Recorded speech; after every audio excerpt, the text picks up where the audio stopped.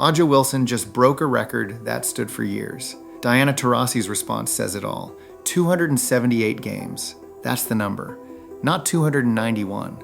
Not 293. 278. For over 2 decades, one number sat untouched at the top of the WNBA record books. A scoring pace so fast that nobody thought it would ever be matched, let alone beaten.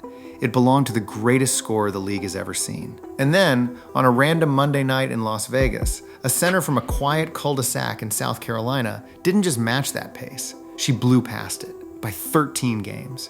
And when the woman who used to hold that record found out she'd lost it, her response is not what you'd expect. Not even close. We're gonna get to that. But first, you need to understand how we even got here. Because the story of how Aja Wilson became the player chasing down a legend didn't start in an arena. It started on a bike, on a hill, in a neighborhood most people have never heard of. Quick ask before we dive in. Subscribe and drop a comment, because I read every single one, and it genuinely helps this channel keep growing. Okay, let's go back to the beginning. Hopkins, South Carolina. If you're not from there, you've probably never heard of it, and that's exactly the point. It's a quiet cul-de-sac kind of place. Nothing flashy, nothing loud. Aja Wilson's mom, Eva, worked as a court stenographer. Her dad, Roscoe, spent 10 years playing professional basketball overseas, across 7 different countries. Her older brother, Ronaldo, played professionally overseas too. So basketball was already in the blood. But here's the twist. Aja wasn't some prodigy who came out dribbling. She picked up a basketball for the first time at 11 years old, with her own father as her coach.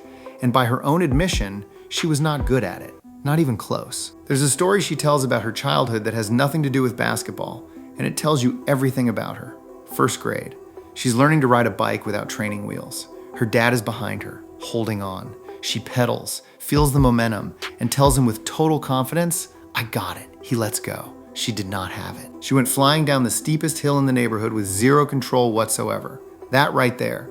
The confident kid who thinks she's got it before she's actually got it. That's who Aja Wilson was long before she was Aja Wilson. A kid who had to earn every single thing, starting with staying upright on a bike. Now here's where the story gets uncomfortable. Because in 2024, Aja Wilson put together one of the most statistically dominant individual seasons in the history of the WNBA. One of the best ever recorded.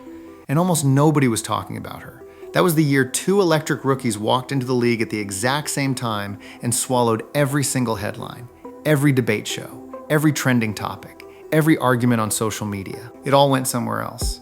Meanwhile, the reigning force of the entire league was putting up numbers that, in any other year, would have been the only story in women's basketball. Instead, her playoff run ended early, in the second round, and barely anyone outside the hardcore fan base even clocked it. The best player in the league, having one of the best seasons ever tracked, got completely lost in the noise. Think about that for a second. The story the internet wanted to tell that year wasn't about the most dominant player on the floor. It was about everybody except her. So what do you do when the spotlight moves on without you?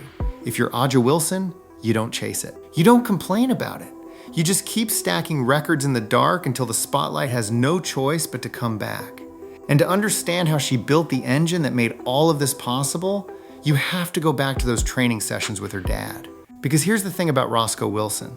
He did not go easy on his daughter. Aja has said, in her own words, that when she was younger, she genuinely thought her father was torturing her with how hard he pushed her in those early workouts. That's not some dramatic exaggeration for a highlight reel. That is the actual word she used, torturing. On top of that, Aja was diagnosed with dyslexia during high school, while she was attending a private school where she was one of only a handful of black students in the entire building. Picture that for a second.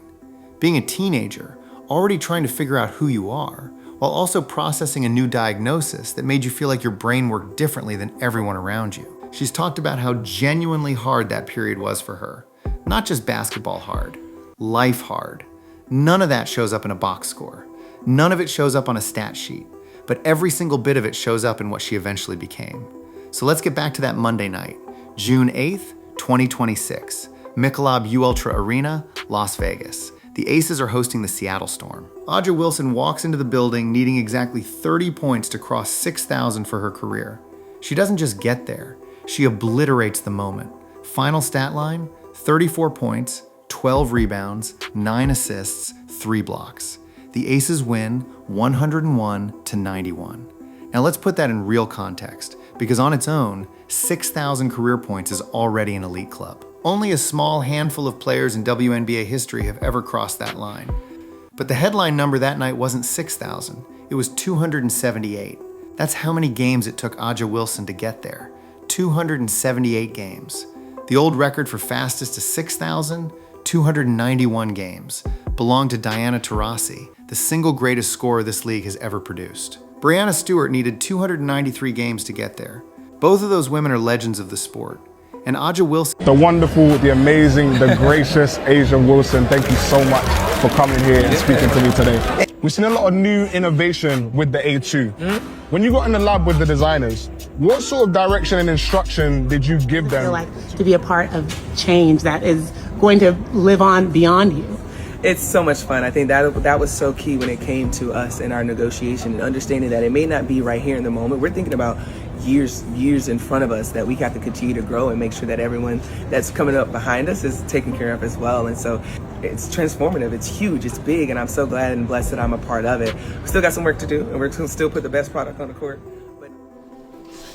Sorry, the guys, my food. Can you tell them where I'm at? It's Raising Cane's.